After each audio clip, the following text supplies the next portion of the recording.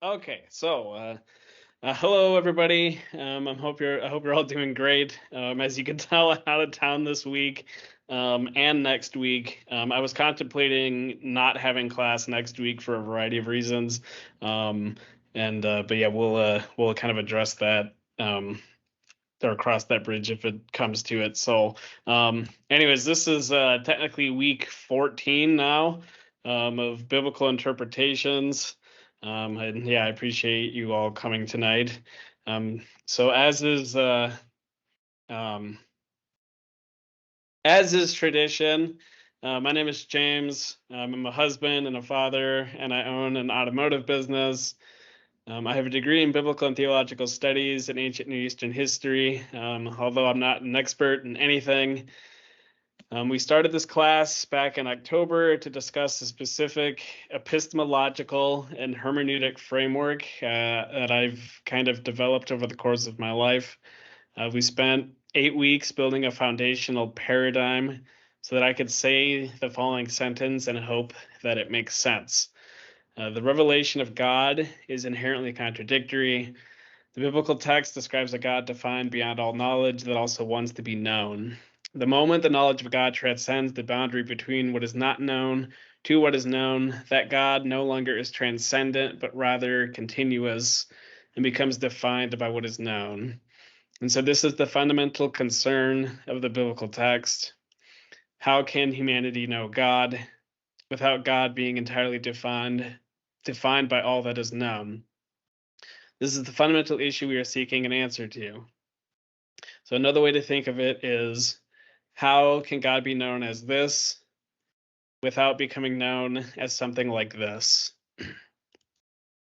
And so here is our completed map. It's probably too small to see and be worthwhile, but you guys all have your maps in front of you too. So, but yeah, so here's our completed map as of last week. So far, we traced 5 generations from Terah.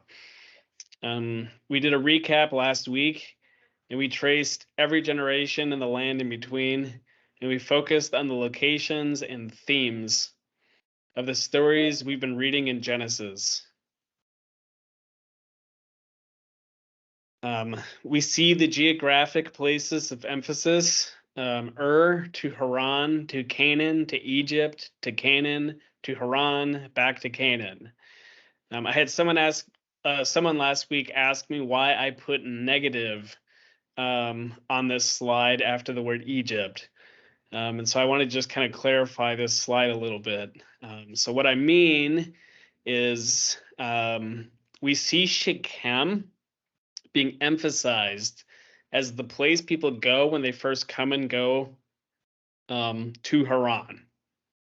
So Abraham builds an altar at Shechem, and it seems to be the place where God reveals himself first to the patriarchs when they enter and leave the land. So we see the Negev become the daily stomping grounds of this family. The Negev is more than likely where they spend the majority of their time, the majority of their monotonous day in, day out, especially work, raising sheep, and goats. The Negev is just where they live, and it's their average day. We see Hebron become emphasized for its governmental role. It's where they purchase land, and where they bury their dead, which is what we would expect. Which is what we would expect for Hebron is what we would expect Hebron to play that role given its location on the trade routes. Let's see. We see Beersheba as emphasized as the transition city. It's the point in between the Negev and the access onto the trade routes. And so almost with every story, everything kind of flows in and out of Beersheba, because that's just where they have to go to leave the Negev. We see Haran become emphasized as the place from where they came. It's the place they don't want to be. And we see Egypt then portrayed as the opposite of the land of Canaan. It's kind of like Haran. The difference, though, is where Haran is from which they came, Egypt is where they don't want to go. So Egypt is the negative of where they want to be. There isn't an instance where this family needs to go to Egypt for a good reason. The motive in going to Egypt is always a negative reason. It always stems from a famine. In other words, things are bad in Canaan, and that's why they go to Egypt. When things are good, they don't go to Egypt because they want to be in the land of Canaan. So thus, Egypt is bad, not because Egypt itself is bad, but Egypt becomes symbolic for being bad because they're only there when Canaan is bad. From there, we started emphasizing threads. That's what the right hand of this slide is about. The first thread that we followed was the stories of the patriarchs claiming their wives to be their sisters in order to save their lives. We followed this thread from Genesis 12 to Genesis 20 to Genesis 26, and eventually seeing how the same paradigm of moral hierarchy is used in the books of Samuel to describe the wrongdoing of King David towards Uriah the Hittite and Bathsheba. And so last week we read Genesis chapters 29, 30, 31, 32, and 33. And we see, as a result of Jacob and Esau's quarreling, Jacob flees to Haran and marries Leah and Rachel. And Esau goes to the Ishmaelites to find a wife.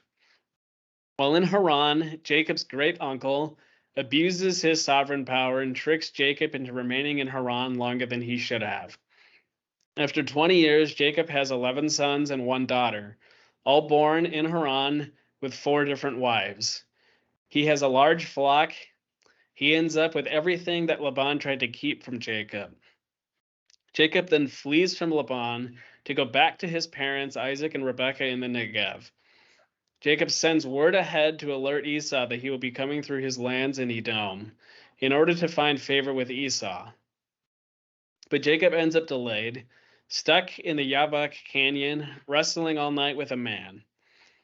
Esau eventually comes to where Jacob is, and Esau has completely forgiven Jacob and no longer holds any anger or judgment towards him. Esau then heads back to Edom via the Trans-Jordanian Highway, and Jacob crosses over the Jordan River from the Yabok and heads to Shechem. And so we see Isaac is the only generation to be born in, live in, and die in the land of Canaan. Everybody else in every other generation is either born in, lived in, or dies in Haran, Canaan, or Egypt, or some combination of the 3. But only Isaac accomplishes all 3 goals. So now we come to Genesis 34, and we come to the next thread that we want to trace through the text. But before we continue this journey, I want to connect some dots here. I want to explain why we spent the first few weeks in this class discussing hermeneutics and epistemology, because I believe now the claims I was making then might make more sense, or at least I hope so. So I said at the very start of this class that I believe the text is concerned with specific matters of epistemology. We are now at the point where I can connect the dots from the first 3 weeks of class through today. You may remember our epistemology paradigm from weeks 1 and 2. I tried as best I can to present the idea that our expansion of knowledge is actually the compression between the unknown and the non-existence, that there is always a limit to the boundary of knowledge. And we are trying to grapple with how God transcends from the unknown to the known without becoming redefined as something God is not. We discussed how the epistemology of home runs works, and the epistemology of art and music, and how with each data point, the knowledge of the semantic definition of any given thing becomes more and more clear, becomes more and more defined, more and more understood. So if we take that idea and bring it up to our point in Genesis 33, we see this idea that with each generation in the family, they experience established repetitive patterns, and it's the differences between each generation's experiences that give clarity to the knowledge of the identity of God. And so to me, the question becomes this. So far in our journey, what is the nature of the information the text is concerned with?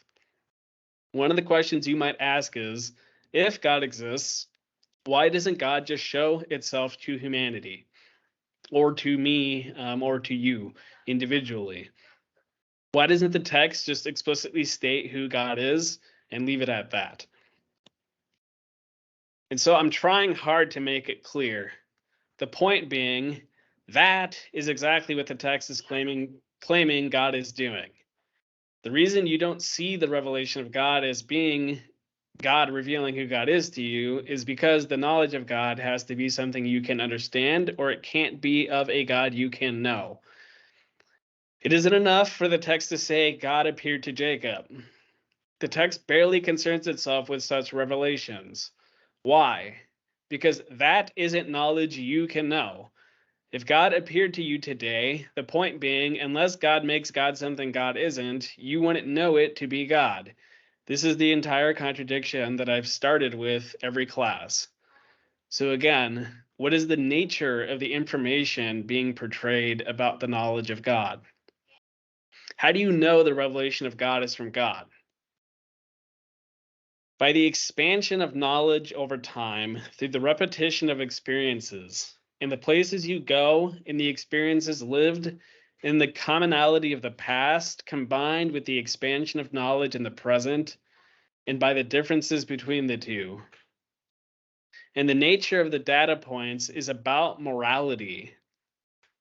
To me, I don't see the biblical text directly concerning itself with a theological or philosophical thought that so many scholars and pastors and students of religion are concerned with.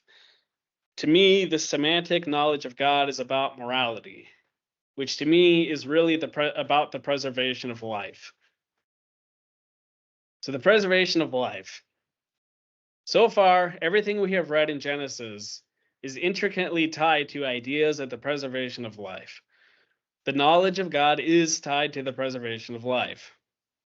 Why? Because the core revelation of who and what God is that God is the creator. So to me, it only makes sense that the knowledge of that creator is by nature about the preservation of that creator's creation. That to me is what the primary concern of God for creation is about. And that is why the text speaks so much to it. And it does this through the epistemological expansion of the knowledge of right and wrong over time. So, for example, our first thread that we traced is concerned with what is a moral and just sovereign ruler? And we see the epistemological expansion of the concept that an all-powerful, total authoritative ruler of society will not abuse their sovereign power by upholding their moral right to power and a higher moral priority than their moral obligation to not murder their subjects. So society without a knowledge concept of a just sovereign is portrayed in Genesis chapter 6, in the beginning story of Noah and the flood. The rulers of the world do what they want and take whatever wives of humanity they want.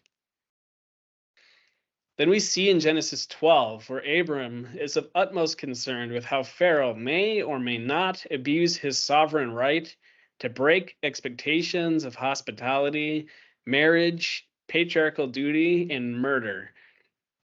And so the knowledge of what it means to be a just sovereign is expanded upon. Then we arrive at Genesis 20, and we see another data point of the same moral paradigm. But instead of this being about Abram and Pharaoh, it's about Abram and Abimelech. Abimelech clearly had no intention of murdering Abram to take Sarai as his wife. Instead, he immediately returns Sarai to Abram upon learning she is Abram's wife. Then we arrived at Genesis 26, and we see Isaac repeat the same moral paradigm that Abram experienced. This time around, Abimelech knows better and doesn't even try to take Sarai as his wife. Abimelech's moral paradigm has epistemologically expanded, and we finally see an example of a sovereign who gets it right before needing to be told. Then we arrived at Samuel 11, and we see the same moral paradigm play out. But whereas in previous generations with Pharaoh and Abimelech, where the hypothetical action is simulated, unfortunately, in this generation, the action really actually happens. David does worse than Pharaoh and Abimelech by doing what was not to be done, by completely abusing his sovereign power, and commits adultery and murders a man in order to try to fix it.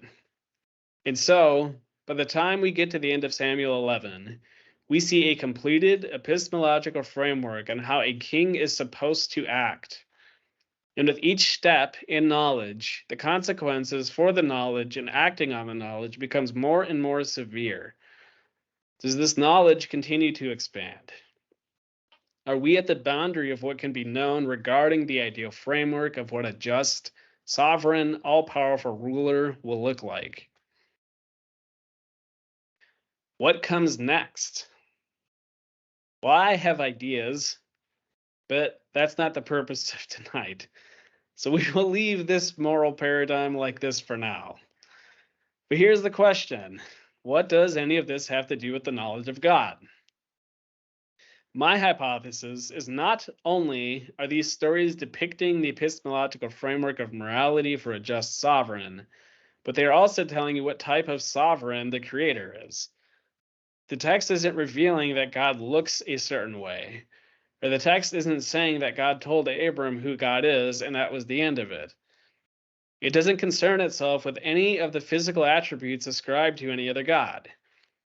The text isn't telling you God is the sun. The text isn't telling you God is some physical manifestation of anything on earth. Rather, it might be saying this God will not deprioritize the preservation of its own creation by acting on its ultimate sovereign authority. This God is not going to kill you simply because it can. This is the concern of the text. The preservation of life is directly connected to the knowledge of who God, the creator of life, is. So with that, let's move forward. Move on to Genesis 34. We need to go back to Genesis 14. We already read Genesis 13 in past weeks.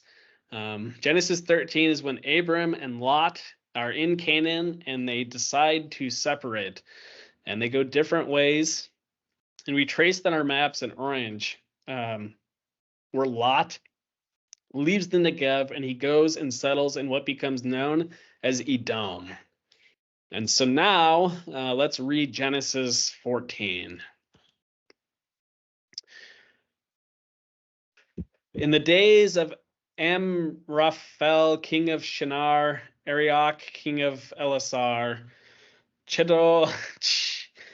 it's Chedor, I can't say that name, king of Elam, and Tidal, king of Goyim. These kings made war with Bera, king of Sodom. Birsha, king of Gomorrah, Shinab, king of Admah, Shemember, king of Zeboim, and the king of Bela, that is Zoar. So all these kings joined forces in the valley of Siddim, that is the Salt Sea. 12 years they had served the kings whose name I can't pronounce, but in the 13th year they rebelled. In the 14th year of that king, and the kings who were with him came and defeated the Rephaim and Ashtaroth Karnaim, the Zuzim and Ham, the Amim and Shavah Kiriathim, and the Horites in the hill country of Seir as far as El Parsan on the border of the wilderness. They turned back and came to En Mishpat, that is Kadesh, and defeated all the country of the Amalekites, and also the Amorites who were dwelling in Hazazon Tamar. Then the king of Sodom and the king of Gomorrah, and the king of Admah and the king of Zeboim and the king of Bela, that is Zoar, went out, and they joined battle in the valley of Siddim, with the king I cannot pronounce of Elam, Tidal king of Goyim, and Amraphel king of Shinar, and Arioch king of Elazar. 4 kings against 5. Now the valley of Siddim was full of bitumen pits, and as the kings of Sodom and Gomorrah fled, some fell into them, and the rest fled to the hill country. So the enemy took all the possessions of Sodom and Gomorrah and all their provisions and went their way. They also took Lot, the son of Abram's brother, who was dwelling in Sodom, and his possessions, and went their way. Then one who had escaped came and told Abram the Hebrew, who was living by the oaks of Mamre the Amorite, brother of Eshcol and the Aner. These were allies of Abram. When Abram heard that his kinsmen had been taken captive, he led forth his trained men, born in his house, 318 of them, and went in pursuit as far as Dan. And he divided his forces against them by night, he and his servants, and defeated them, and pursued them to Hobah north of Damascus. Then he brought back all the possessions, and also brought back his kinsman, Lot with his possessions, and the women and the people. After his return from the defeat of the king I can't pronounce, and the kings who were with him, the king of Sodom went out to meet him at the valley of Shavah, that is the king's valley. And Melchizedek, the king of Salem, brought out bread and wine. He was priest of God Most High. And he blessed him and said, Blessed be Abram by God Most High, possessor of heaven and earth, and blessed be the God Most High, who has delivered your enemies into your hand. And Abram gave him 1/10 of everything. And the king of Sodom said to Abram, Give me the persons, but take the goods for yourself. But Abram said to the king of Sodom, I have lifted my hand to the Lord God Most High, possessor of heaven and earth, that I would not take a thread or a sandal strap, or anything that is yours, lest you should say, I have made Abram rich. I will take nothing but what the young men have eaten, and the share of the men who went with me. Let Aner, Eshcol, and Mamre take their share. Okay, so now we are not going to map this passage, though we could. But there are a few things in this passage that we want to pay attention to. So first, we see a war break out. We see 4 kings go to war against 5 other kings. One of those kings is the king of Sodom. The 4 kings come from the north from Damascus. They head south and fight the other 5 kings in the valley of Siddim, which is directly south of the Dead Sea. On our maps, it says Valley of Salt. Lot, Abram's nephew, who had gone to Edom, is captured and is living in Sodom.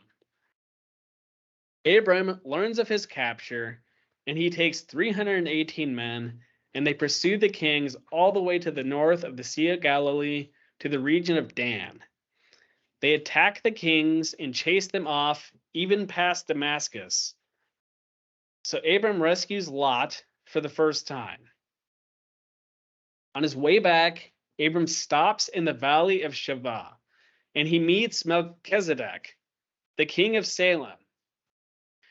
Now, this is the first mention in the text of the geographical region of Jerusalem. Jerusalem was called Salem before it was called Jerusalem. So Abraham goes to Jerusalem and meets the king of Salem. The king of Salem brings Abram bread and wine and blesses Abram. Abram, in return, gives 1/10 of everything that had been captured during the battle. 3. Then the king of Sodom turns to Abram. He does not offer Abram anything. He does not bless Abram. Instead, he asks to take Abram's men in exchange for the spoils of war. And Abram responds by saying he will have no part of Sodom. And so we see the king of Salem and the king of Sodom contrasted. One upholds the standard practices of hospitality, the other one does not. So now we move on to Genesis 18. And the Lord appeared to him by the oaks of Mamre. As he sat at the door of his tent in the heat of day, he lifted up his eyes and looked, and behold, 3 men were standing in front of him. When he saw them, he ran from the tent door to meet them, and bowed himself to the earth, and said, O Lord, if I had found favor in your sight, do not pass by your servant. Let a little water be brought, and wash your feet, and rest yourselves under the tree, while I bring a morsel of bread, that you may refresh yourself, and after that you may pass on, since you have come to your servant. So they said, Do as you have said. And Abraham went quickly into the tent of Sarah and said, Quick, 3 seahs of fine flour, knead it and make cakes. And Abraham ran to the herd and took a calf, tender and good, and gave it to a young man who prepared it quickly. Then he took curds and milk and the calf that he had prepared and set it upon them. And he stood by them under the tree while they ate. They said to him, Where is Sarah your wife? And he said, She is in the tent. The Lord said, I will surely return to you about this time next year, and Sarah your wife shall have a son. And Sarah was listening at the tent door behind him. Now Abraham and Sarah were old, advanced in years. The way of women had ceased to be with Sarah. So Sarah laughed to herself, saying, After I am worn out and my Lord is old, shall I have pleasure? The Lord said to Abraham, Why did Sarah laugh and say, Shall I indeed bear a child now that I am old? Is anything too hard for the Lord? At the appointed time I will return to you, about this time next year, and Sarah shall have a son. But Sarah denied it, saying, I did not laugh, for she was afraid. He said, No, but you did laugh. Then the men set out from there, and they looked down toward Sodom. And Abraham went with them to set them on their way. The Lord said, Shall I hide from Abraham what I am about to do? Seeing that Abraham shall surely become a great and mighty nation, and all the nations of the earth shall be blessed by him. For I have chosen him, that he may command his children and his household after him to keep the way of the Lord by doing righteousness and justice, so that the Lord may bring to Abraham what he has promised him.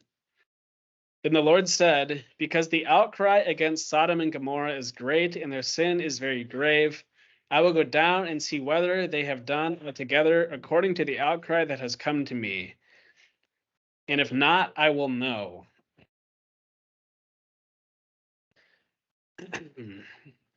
So the men turned from there and went towards Sodom. But Abraham's, I'm sorry, 1 second.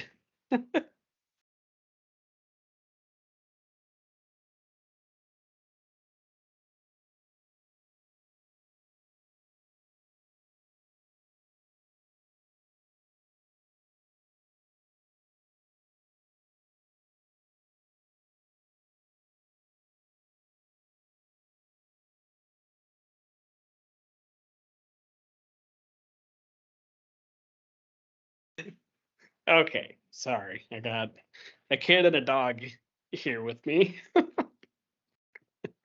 Okay, where was I? Okay, so the men turned from there and went toward Sodom, but Abraham still stood before the Lord. Then Abraham drew near and said, Will you indeed sweep away the righteous and the wicked? Suppose there are 50 righteous within the city. Will you then sweep away the place and not spare it for the 50 righteous who are in it? Far be it from you to do such a thing, to put the righteous to death with the wicked, so that the righteous fare as the wicked. Far be it from you. Shall not the judge of the earth do what is just? The Lord said, If I find at Sodom 50 righteous in the city, I will spare the whole place for their sake. Abraham answered and said, Behold, I have undertaken to speak to the Lord. I who am but dust and ashes. Suppose 5 of the 50 righteous are lacking. Will you destroy the whole city for lack of 5? And he said, I will not destroy it if I find 45 there. Again he spoke to him and said, Suppose 40 are found there. He answered, For the sake of 40, I will not do it.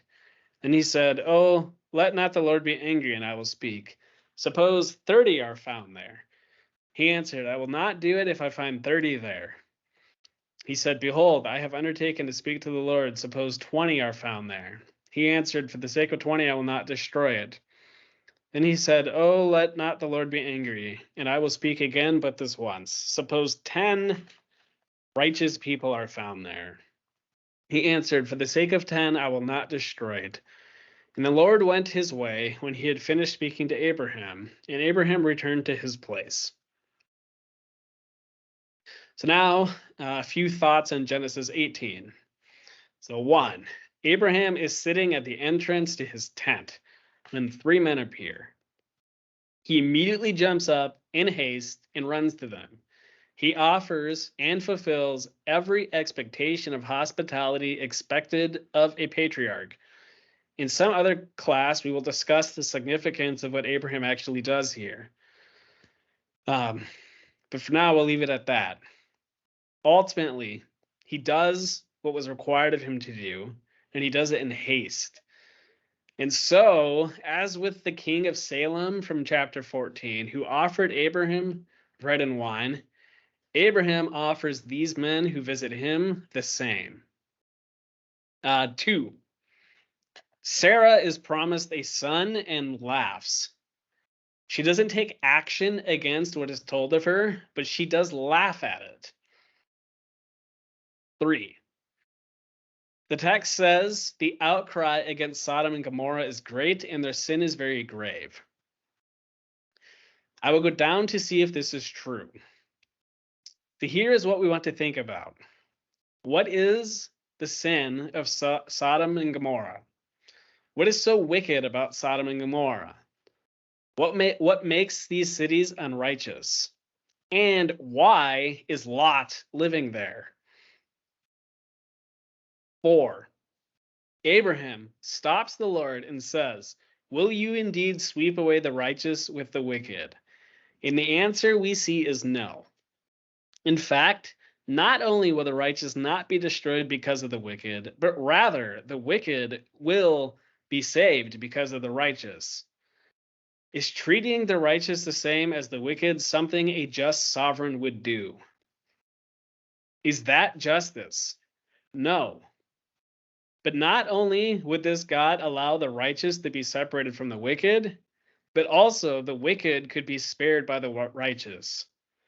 Not only is this the act of a just God, but it is also the act of a merciful and extremely graceful God. So now let us continue. We read Genesis 19. The 2 angels came to Sodom in the evening, and Lot was sitting in the gate of Sodom. When Lot saw them, he rose to meet them and bowed himself with his face to the earth, and said, My lords, please turn aside to your servant's house and spend the night and wash your feet. Then you may rise up early and go on your way. They said, No, we will spend the night in the town square. But he pressed them strongly, so they turned aside to him and entered his house. And he made them a feast and baked unleavened bread. And they ate. But before they lay down, the men of the city, the men of Sodom, both young and old, all the people to the last man, surrounded the house. And they called to Lot, Where are the men who came to you tonight? Bring them out to us that we may know them. Lot went out to the men at the entrance, shut the door after him, and said, I beg you, my brothers, do not act so wickedly. Behold, I have 2 daughters who have not known any man. Let me bring them out to you and do to them as you please. Only do nothing to these men, for they have come under the shelter of my roof. But they said, Stand back. And they said, This fellow came to sojourn, and he has become the judge. Now we will deal worse with you than with them. Then they pressed hard against the man Lot, and drew near to break the door down. But The angels reached out their hands and brought Lot into the house with them and shut the door. And they struck with blindness the men who were at the entrance of the house, both small and great, so that they wore themselves out, groping for the door. Then the angel said to Lot, "Have you anyone else here, sons-in-laws, sons, daughters, or anyone you have in the city? Bring them out of the place, for we are about to destroy this place, because the outcry against its people has become great before the Lord, and the Lord has sent us to destroy it." So Lot went out and said to his sons-in-laws, who were to marry his daughters, "Up, get out of this place, for the Lord is about to destroy the city." But he seemed to his sons-in-laws to be jesting. As morning dawned, the angels urged Lot, saying, "Up, take your wife and your 2 daughters who are here, lest he be swept away in the punishment of the city." But Lot lingered. So the men seized him and his wife and his 2 daughters by the hand, the Lord being merciful to him, and they brought him out and set him outside the city. And as they brought him out, one said, "Escape for your life. Do not look back or stop anywhere in the valley. Escape to the hills, lest you be swept away." And Lot said to them, "Oh no, my lords. Behold, your servant has found favor in your sight, and you have shown me great kindness in saving my life. But I cannot escape to the hills, lest the disaster overtake me and I die. Behold, this city is near enough to flee to, and it is a little one. Let me escape there. Is it not a little one? And my life will be saved." The angel said to Lot, "Behold, I grant you this favor also, that I will not overthrow the city for which you have spoken. Escape there quickly, for I can do nothing till you arrive there." Therefore the name of the city was called Zoar. The sun had risen on the earth when Lot came to Zoar. Then the Lord rained down on Sodom and Gomorrah sulfur and fire from the Lord out of heaven. And he overthrew these cities, and all the valley, and all the inhabitants of the cities, and what grew on the ground. But Lot's wife behind him looked back, and she became a pillar of salt. And Abraham went early in the morning to the place where he had stood before the Lord. And he looked down toward Sodom and Gomorrah, and toward all the land of the valley. And he looked, and behold, the smoke of the land went up like the smoke of a furnace. So it was that, when God destroyed the cities of the valley, God remembered Abraham, and sent Lot out of the midst of the overthrow, when he overthrew the cities in which Lot had lived. Now Lot went up out of Zoar and lived in the hills with his 2 daughters, for he was afraid to live in Zoar. So he lived in a cave with his 2 daughters. And the firstborn said to the younger, "Our father is old, and there is not a man on earth to come to us after the manner of all the earth. Come, let us make our father drink wine, and we will lie with him, that we may preserve offspring from our father." So they made their father drink wine that night, and the firstborn went in and lay with her father. He did not know when she lay down or when she arose. The next day the firstborn said to the younger, "Behold, I lay last night with my father. Let us make him drink wine tonight also. Then you go in and lie with him, that we may preserve offspring from our father." So they made their father drink wine that night also. And the younger arose and lay with him, and he did not know when she lay down or when she arose. Thus both the daughters of Lot became pregnant by their father. The firstborn bore a son and called his name Moab. He is the father of the Moabites to this day. The younger also bore a son and called his name Ben-Amin. He is the father of the Ammonites to this day. Okay, so a couple of thoughts on this whole passage. So one, notice Lot is sitting in the gate, the entrance to the city of Sodom. So we've seen this come up a lot in the text, where a person is sitting at the entrance. We won't get into why this is the case right now, but eventually we will discuss this. But take note of that. Two, two of the angels who had just come from meeting with Abraham arrive in Sodom. Lot begs them to come into his house to sleep and wash their feet. And they responded with, "No, we will spend the night in the town square." Why? Well, because going back to Genesis 18:21, this entire exchange is a test to see if Sodom is wicked or righteous, and is a test of hospitality. The first thing a host was supposed to do would be to invite them in and wash their feet. Lot, by sitting in the gate, by inviting them inside, by allowing them to wash their feet, by making them food and making them bread, has already passed the test. So Lot in Genesis 19 parallels Abraham's hospitality towards the same men in Genesis 18. But nobody else in the city passes the test. In fact, the moral standard of Sodom was quite the opposite. Not only did the city not invite them in, not only did they not wash their feet in the city gate, not only did nobody take them into their house and feed them, but rather the entire rest of the city was demanding to sleep with the visitors. And to me, here's the catch. In Lot's pleading with the angels to not stay in the town square, Lot knew the hospitality standard of the city in which he lived, the city in which were inhabited by his sons-in-laws. While it seems atrocious that Lot would rather the men rape his daughters instead of the visitors, I don't think that is what is happening here. The point being, Lot had a higher standard of hospitality to uphold than his patriarchal responsibility to find his daughters appropriate marriages. And not only was that bad enough, but some of the very men outside demanding to sleep with the visitors were also the husbands of his own daughters. Some of these men were already expected to marry Lot's daughters. So it's as if Lot is saying, look, if you can't keep it in your pants long enough to uphold the standard of marriage we've already agreed to, and you are going to completely negate our hospitable duty to satisfy your sexual desire, then let's diminish the moral expectation and agreements of marriage in exchange for maintaining hospitality. So here are your wives if you so choose. At which point, the very same men turn on Lot too. The next morning, Lot then attempts to convince the same sons-in-laws to flee from the city, which again, I think if even a few more people had been willing to listen, then the city would have been spared. But instead, the sons-in-laws perceive Lot as joking. And even once the visitors tell Lot to leave, Lot hesitates. And so the men force Lot to flee, and they tell him to go flee to the hill country. But Lot pleads for the city of Zoar to be spared, so that Lot can remain in the region of Edom. So, unlike Abraham, who begged for the sparing of Sodom for the sake of righteousness, Lot begs for the sparing of Zoar for himself. We see Sodom and Gomorrah destroyed for a complete lack of upholding even basic morals of hospitality. We see Lot's wife turn around to look back.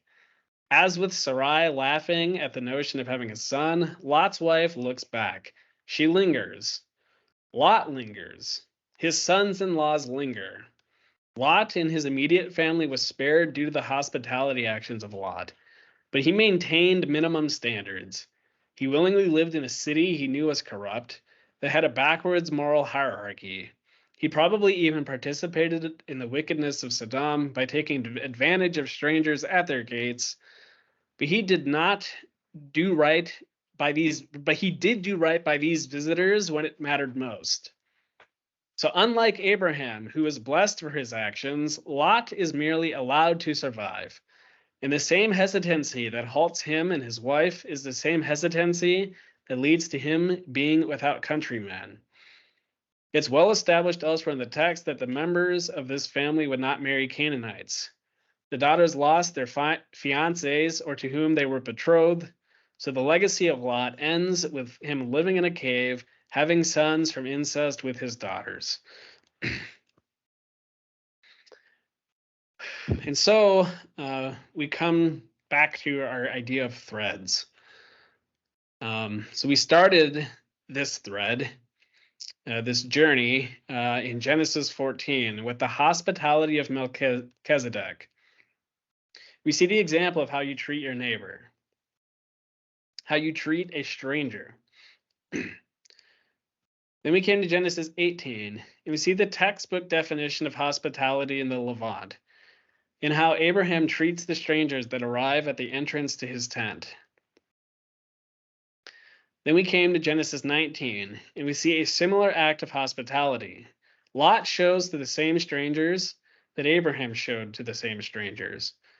But unlike Abraham, who is concerned with justice, Lot seems to be motivated by his own self-preservation. He meets bare minimum moral hierarchy standards. He survives, but his story certainly is not Abraham's. So now we arrive to where we ended last week, at the end of Genesis 33. After Jacob leaves from meeting Esau, he crosses the Jordan and arrives at Shechem, thus completing the same journey as Abraham. He arrives at Shechem and buys land, almost like his intention is to sojourn around Shechem instead of heading down to Hebron in the Negev. And so, up until this point in the time, every time a generation leaves the land, they return and arrive at Shechem first. And Shechem is an altar point, a spot where these patriarchs know they are following God because they keep returning. But this time, upon arriving at Shechem, we read in Genesis 34. Now Dinah, the daughter of Leah, whom she had borne to Jacob, went out to see the women of the land. And when Shechem, the son of Hamor, the Hivite, the prince of the land, saw her, he seized her and lay with her and humiliated her. And his soul was drawn to Dinah, the daughter of Jacob. He loved the young woman and spoke tenderly to her. So Shechem spoke to his father Hamor, saying, "Get me this girl for my wife." Now Jacob heard that he had defiled his daughter Dinah, but his sons were with his livestock in his field. So Jacob held his peace until they came. And Hamor, the father of Shechem, went out to Jacob to speak with him. The sons of Jacob had come in from the field as soon as they heard of it, and the men were indignant and very angry, because he had done an outrageous thing in Israel by lying with Jacob's daughter, for such a thing must not be done. But Hamor spoke with them, saying, "The soul of my son Shechem longs for your daughter. Please give her to him to be his wife. Make marriages with us. Give your daughters to us, and take our daughters for yourselves. You shall dwell with us, and the land shall be open to you. Dwell and trade in it, and get property in it." Shechem also said to her father and to her brothers, "Let me find favor in your eyes, and whatever you say to me I will give. Ask me for as great a bride price and gift as you will, and I will give whatever you say to me. Only give me the young woman to be my wife." The sons of Jacob answered Shechem and his father Hamor deceitfully, because he had defiled their sister Dinah. They said to him, "We cannot do this thing to give our sister to one who is uncircumcised, for that would be a disgrace to us. Only on this condition will we agree with you, that you will become as we are, by every male among you being circumcised. Our daughters to you, and we will take your daughters to ourselves, and we will dwell with you and become one people. But if you will not listen to us and be circumcised, then we will take our daughter, and we will be gone." Their words pleased Hamor and Hamor's son Shechem, and the young man did not delay to do the thing, because he delighted in Jacob's daughter. Now he was one of the most honored of all his father's house. So Hamor and his son Shechem came to the gate of their city and spoke to the men of their city, saying, "These men are at peace with us. Let them dwell on the land and trade in it. For behold, the land is large enough for them. Let us take their daughters as wives, and let us give them our daughters. Only on this condition will the men agree to dwell with us, to become one people, when every male among us is circumcised, as they are circumcised. Will not their livestock, their property, and all their beasts be ours? Only let us agree with them, and they will dwell with us." And all who went out of the gate of his city listened to Hamor and his son Shechem. And every male was circumcised, all who went out of the gate of his city. On the third day, when they were sore, two of the sons of Jacob, Simeon and Levi, Dinah's brothers, took their swords and came against the city while it felt secure, and killed all the males. They killed Hamor and his son Shechem with the sword, and took Dinah out of Shechem's house and went away. The sons of Jacob came upon the slain and plundered the city, because they had defiled their sister. They took their flocks and their herds and their donkeys and whatever was in the city and in the field, all their wealth, all their little ones and their wives, all that was in the houses, they captured and plundered. Then Jacob said to Simeon and Levi, "You have brought trouble on me by making me stink to the inhabitants of the land, the Canaanites and the Perizzites. My numbers are few, and if they gather themselves against me and attack me, I shall be destroyed, both I and my household." But they said, "Should he treat our sister like a prostitute?" And so, a few thoughts on this passage. So up until now, Shechem is presented as one of the main points of revelation between God and this family. It is the very first place Abram goes when he enters the land, and every descendant of every generation makes it their first and last transition point in and out of the land. It's almost as if it's where they met God to confirm this was where they were supposed to be. And until now, this is how Shechem is presented. But this time, in the fifth generation, upon everyone arriving at Shechem from Haran, we see Jacob's daughter Dinah raped at Shechem. We see the hospitality standard of the inhabitants of Shechem are the same as Sodom. Shechem becomes a mirror of Sodom, and the issues are exactly the same. Same moral framework, same moral paradigm. The deceitfulness of the sons of Jacob to convince the city to circumcise themselves was for the purposes of weakening the city in order to attack them. So, what becomes of the city of Shechem? This is one of the threads we want to pay attention to as our stories continue to progress. But for now, we will leave Shechem as it is in Genesis 34. So now let's move on to Genesis 35. God said to Jacob, "Arise, go up to Bethel and dwell there. Make an altar there to the God who appeared to you when you fled from your brother Esau."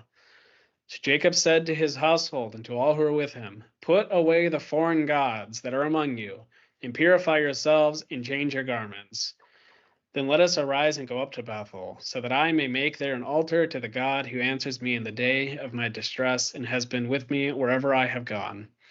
So they gave to Jacob all the foreign gods that they had, and the rings that were in their ears. Jacob hid them under the terebinth tree that was near Shechem. And as they journeyed, a terror from God fell upon the cities that were around them, so that they did not pursue the sons of Jacob. And Jacob came to Luz, that is Bethel, which is in the land of Canaan, he and all the people who were with him. And there he built an altar and called the place El Bethel, because there God had revealed himself to him when he fled from his brother. And Deborah, Rebekah's nurse, died, and she was buried under an oak below Bethel. So he called its name Elon Bachuth. God appeared to Jacob again when he came from Haran and blessed him. And God said to him, "Your name is Jacob. No longer shall your name be called Jacob, but Israel shall be your name." So he called his name Israel. And God said to him, "I am God Almighty. Be fruitful and multiply. A nation and a company of nations shall come for you, and kings shall come from your own body. The land that I gave to Abraham and Isaac I will give to you, and I will give the land to your offspring after you." Then Jacob went up from him in the place where he had spoken with him, and Jacob set up a pillar in the place where he had spoken with him, a pillar of stone, and poured out a drink offering on it, and poured oil on it. So Jacob called the name of the place where God had spoken with him Bethel. Then they sojourned from Bethel. When they were still some distance from Ephrath, Rachel went into labor, and she had hard labor. And when her labor was at its hardest, the midwife said to her, "Do not fear, for you have another son." And as her soul was departing, for she was dying, she called his name Ben-Oni, but his father called him Benjamin. So Rachel died, and she was buried on the way to Ephrath, that is, Bethlehem. And Jacob set up a pillar over her tomb. It is the pillar of Rachel's tomb, which is there to this day. Israel journeyed on and pitched his tent beyond the tower of Edur. While Israel lived in the land, Reuben went and lay with Bilhah, his father's concubine, and Israel heard of it. Now the sons of Jacob were 12.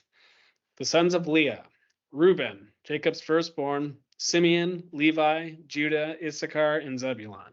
The sons of Rachel, Joseph and Benjamin. The sons of Bilhah, Rachel's servant, Dan and Naphtali. The sons of Zilpah, Leah's servant, Gad and Asher.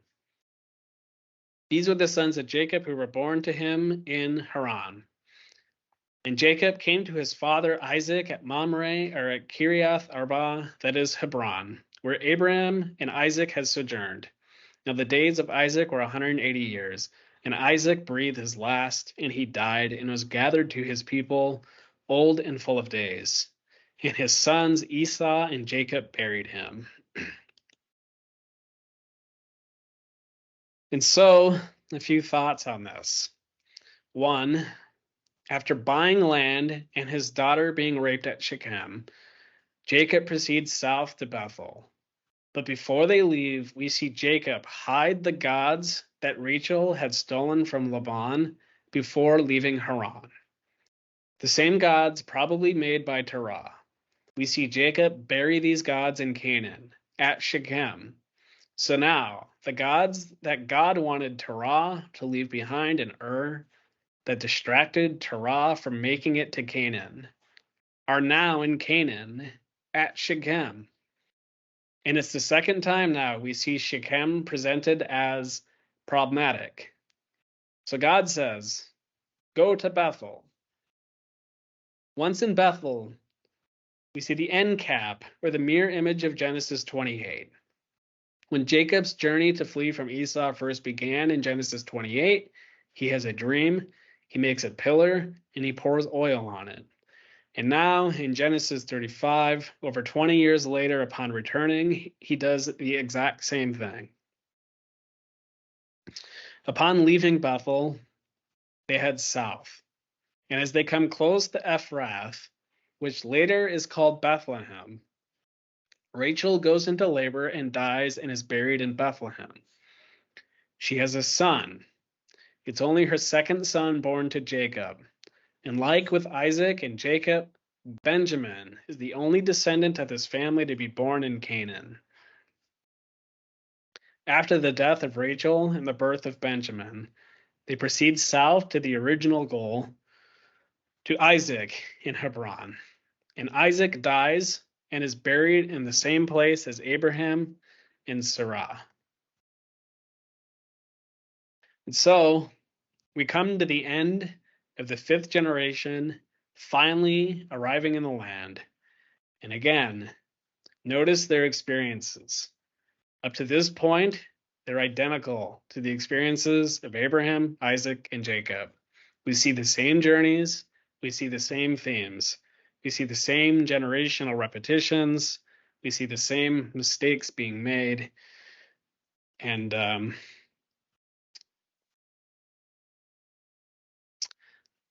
we will leave it at that for now. So with that, we leave this family in Hebron. They're likely on their way into the Negev to sojourn, just as it was when Abraham first came from Haran. And so next session, we will find out what happens next. So thank you, everybody, for joining tonight. This was helpful and worthwhile. I will try to get this up on YouTube ASAP. Ultimately, if this did not work, we will repeat this lesson if it seems needed. So, yeah. I don't know right now if we will have class. I will be in contact, or class next week. I'll be in contact with Paul about that. So I'm still trying to sort a couple of things out on my end. So anyways, thanks everybody. Have a good night.